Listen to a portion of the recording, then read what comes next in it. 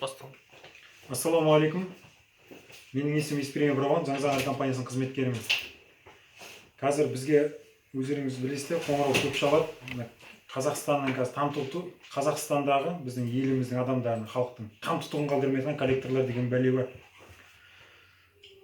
Солар ауыл аймақ, бота тайлақ, көрші қолаң, құда жекжатты, кетіп қалған қызды, келмей жүрген күйеу баланың мазасын алып, жұмыс берушімізге дейін, жұмысқа да бастықтарға адамдардың хабарласып, сол кредит алған адамдардың, жаңағы борышкерлердің кредиті бар екендігі туралы, оны төлемей жүргендігі жөнінде деректер тарататын көрінеді. Онымен қалай күресуге болады? Біріншіден, негізі абзалында телефонды көтермей-ақ қойған дұрыс.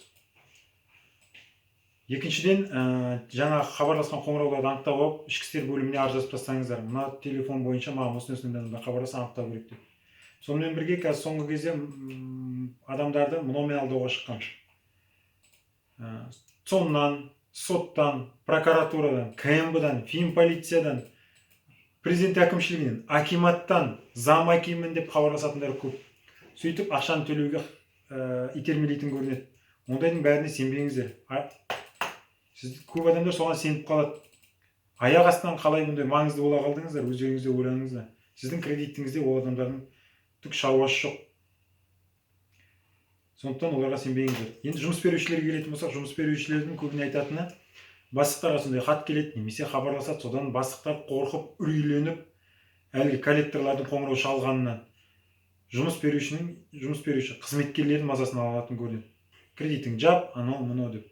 Біріншіден, жұмыс беруші, яғни бастық, басшы, олардан қорықпау керек. Олардан хат келген жағдайда ондай деректерді бере алмайтындығы туралы жауап жазады да отыра береді.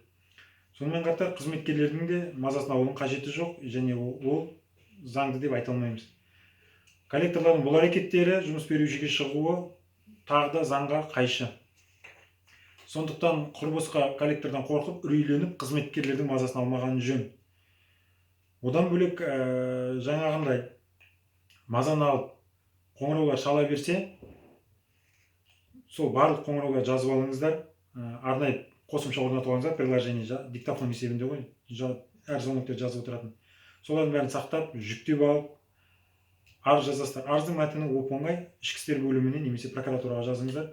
Осындай мекемеден, яғни коллекторлық компаниядан біз дейді, я болмаса андай мындаймыз дейді, аты жөні мынандаймын деп, мынандай телефондардан қоңырау шалды, мынау соның жазбасы деп. Бірақ жаңағыдай сөйлесу басталған кезде олармен коллекторлық компаниядан біз десе, олардың өздерінің талаптары бар, жауап беретін. Өздерінің аты жөндерін айту керек. Қай тіркелгенін, нөмірін бәрін анықтап алуларыңызға болады. Кредитіңіздің қашан өткені оларға. Жалпы сізге егер коллекторлық компанияға адам хабарласатын болса, сізге негізінде хат келу керек. Коллекторлық компанияға банктің сіздің берешегіңізді берген туралы. Ол келмейінше сіз оларға төлеуге міндетті емессіздер. Бұл жөнінде азаматтық кодекстің, ұмытпасам 149 бабында, және факторинг шарттарына қатысты азаматтық кодекстің ерекше бөлімінде 731 баптарының бөлімінде бар. Сіздер жаңа талап ету құқығы оларға өткенін растамайынша сіздер төлеуге міндетті емессіздер. Сондықтан жаттарыңызда осыны тұтыңыздар, құрбысқа коллектор хабарласты екен деп, мазаларыңызды алып, ақшаларыңызды апарып жүгіріп төлеп жүрмеңіздер. Ақшаларға келетін ұмытып бара жатыр екен, ақша төлемеңіздер. Сіздің төлеген ақшаларыңыздың бәрі құмға құйған су секілді жоқ болады да кетеді. Олардың өсімпұлдарын, ойдан ойлап тапқан өсімпұлдарын жабуға кетеді. Ертең сотқа бәрібір барасыз, сіздің там тұтығыңыз қалмай, ақша төлей алмайтын жағдайға жеткен кезде. Сол кезде осы күнге дейін төлеген ақшаларыңыздың бәрі заяға кетеді. Сондықтан сотқа бергені бізге жақсы. Өйткені сіз өзіңізді сотта қорғай аласыз. Ол да қиын емес. Сотқа барған кезде қатайып, юристерді, заңгерлерді жалдамай-ақ қойыңыз. Қатайып тұрып алыңыз. Мен мойындамаймын, өсімпұлы заңсыз деп тұрып алыңыз, сот сосын сіздің пайдаңызға да шығаруы мүмкін. Жоқ, сіздің егер оған жүйкеңіз шыдамаса, олардың түрін көргіңіз келмесе, шын айтсақ, біз де олардың түрін көргіміз келмейді. Бірақ амал жоқ, біздің жұмысымыз барса, оларды көруге тура келеді. Сонымен оларды көргіңіз келмейтін болса, онда біз секілді заңгерлерге хабарласып, біздің қызметін тұтынуға болады. Енді біз қолымыздан, біз неге гарантия береміз? Біздің Қазақстанда өкінішке орай 100% заңның заңды екенін, ақ қараның қара екенін көріп тұрып, заң саласында кепілдік, яғни гарантия беру мүмкін емес. Бірақ біздің компания мына нәрселерге гарантия бере алады. Біз сізді өлгенше заң шеңберінде бүкіл мүмкіндікті пайдаланып қорғауға гарантия береміз.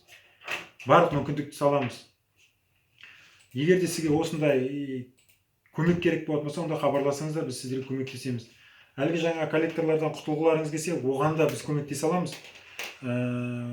Арыз жазып өздеріңіз қорғай алмайтын болсаңыздар, біздің Қазақстанда құқық қорғау органдарынан қорғайтын органдар керек қазір, шын айтқанда.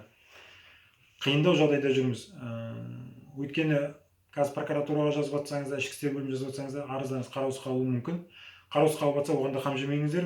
10-15 күн өткеннен кейін тағы да арыз жазыңыздар жоғары тұрған органға. Осындай күні арыз жазып едім, ол бойынша шешім қабылданған жоқ деп, әрмен қарай сөйтіп күресесіздер.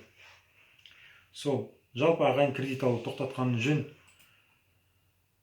Өйткені біз қойлармыз, олар қасқырлар болып тұр. Жақсы, кездескенше сау болыңыздар.